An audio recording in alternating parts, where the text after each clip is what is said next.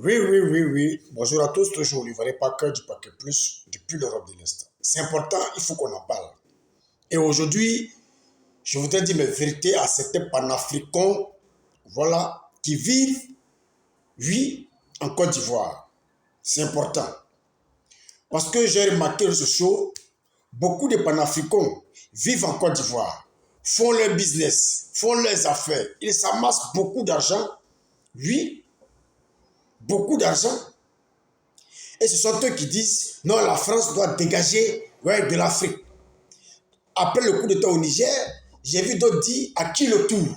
Parce que pour les souhaits, que ce soit la Côte d'Ivoire. Oui, parce que depuis fort longtemps, c'est les souhaits. Alors que ces mêmes personnes, oui, font du business en Côte d'Ivoire, oui, se font de l'argent en Côte d'Ivoire.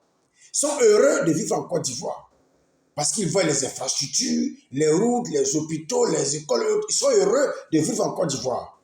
Oui, comment dire, ce pays qu'ils ont toujours considéré dans le temps comme bastion de la France.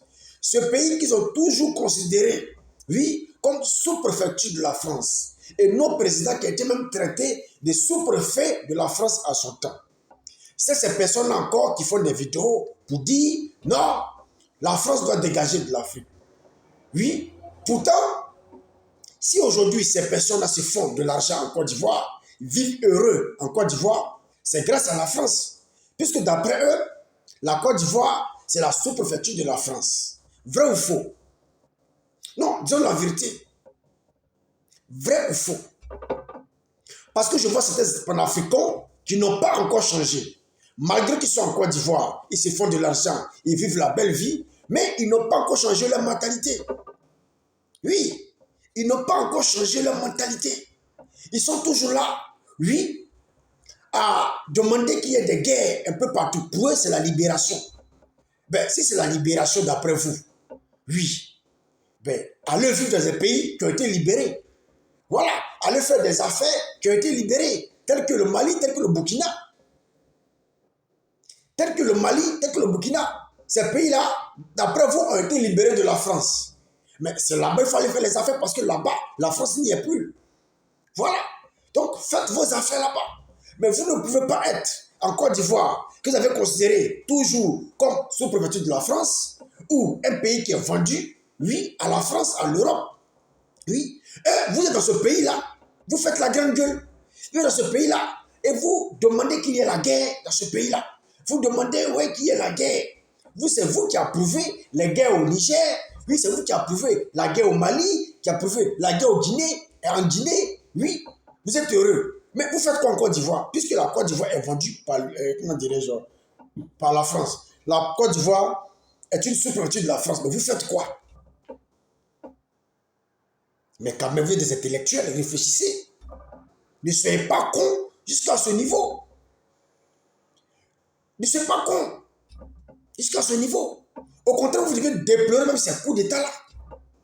Mais quand je vois que c'est vous-même qui encouragez ça, mais moi, je suis dépassé. Je suis vraiment dépassé. Je suis vraiment déçu de vous. Oui. Parce qu'on connaît les panafricains, oui, sur les réseaux sociaux, qui ont essayé de monter la population illettrée au Burkina, au Mali, en Guinée, pour dire que ouais, l'Afrique est libérée et que la libération va commencer par le Mali. Mais allez faire les affaires au Mali. Si la libération a commencé par là-bas, mais pourquoi vous n'allez pas faire les affaires au Mali? Pourquoi vous n'allez pas faire les affaires au Mali? Pourquoi? Pourquoi vous laissez le Mali, vous quittez au Cameroun, vous laissez le Mali, vous laissez le Burkina, vous laissez la Guinée qui a été libérée, oui, qui a été libérée. Voilà. Et c'est en Côte d'Ivoire où se trouvent les Français, où les Français ont développé, oui, d'après vous, où le président est le sous-préfet de la France, d'après vous, c'est là que vous venez faire les affaires.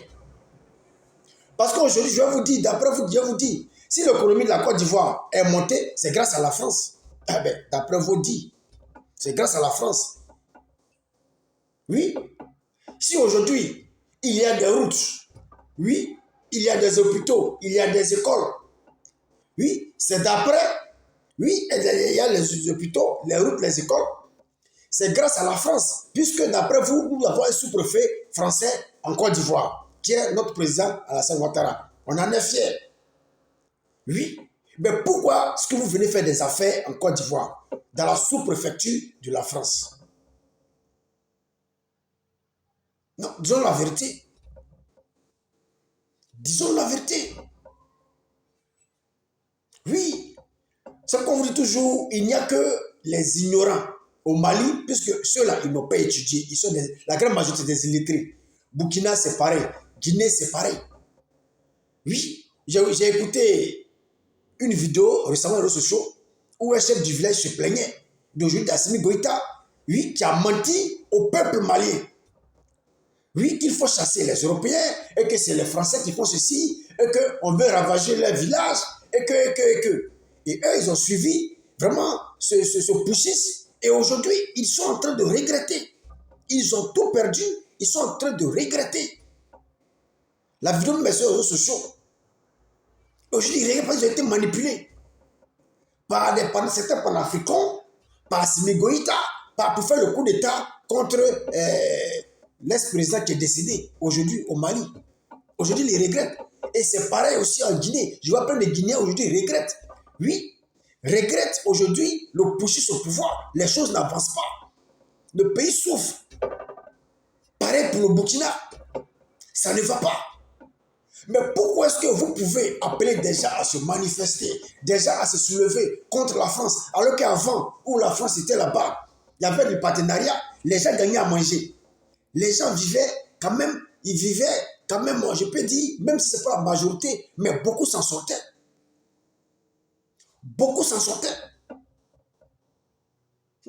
Aujourd'hui, prenez le cas du Niger.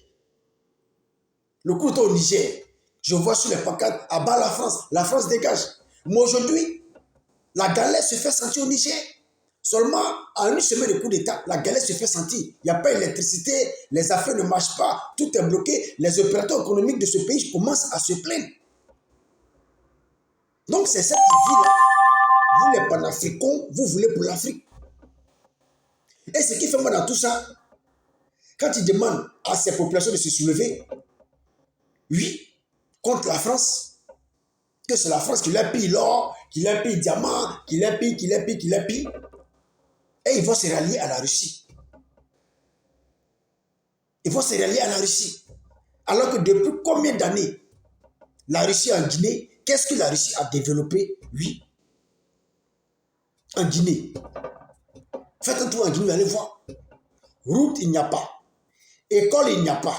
Université, il n'y a rien de nouveau qui a été construit en Guinée en ce moment où je vous parle depuis que les putschistes ont pris le pays. Rien de nouveau.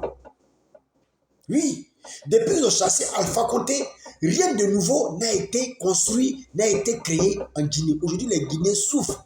Ils sont obligés de s'exiler à l'extérieur. Précisément, si c'est en Afrique, ils sont nombreux en Côte d'Ivoire. Nombreux de Guinéens sont en Côte d'Ivoire qui se cherchent pour dire leur famille. Aujourd'hui, en Guinée, qui regrette même le coup d'état de putschisme, qui regrette même l'ancien président Alpha Condé. Aujourd'hui, je vous parle. C'est pareil pour les Maliens aujourd'hui qui regrettent. Oui, qui regrettent Ibeka. Qui regrettent. Aujourd'hui, beaucoup ont fui. Se trouvent aujourd'hui en Côte d'Ivoire.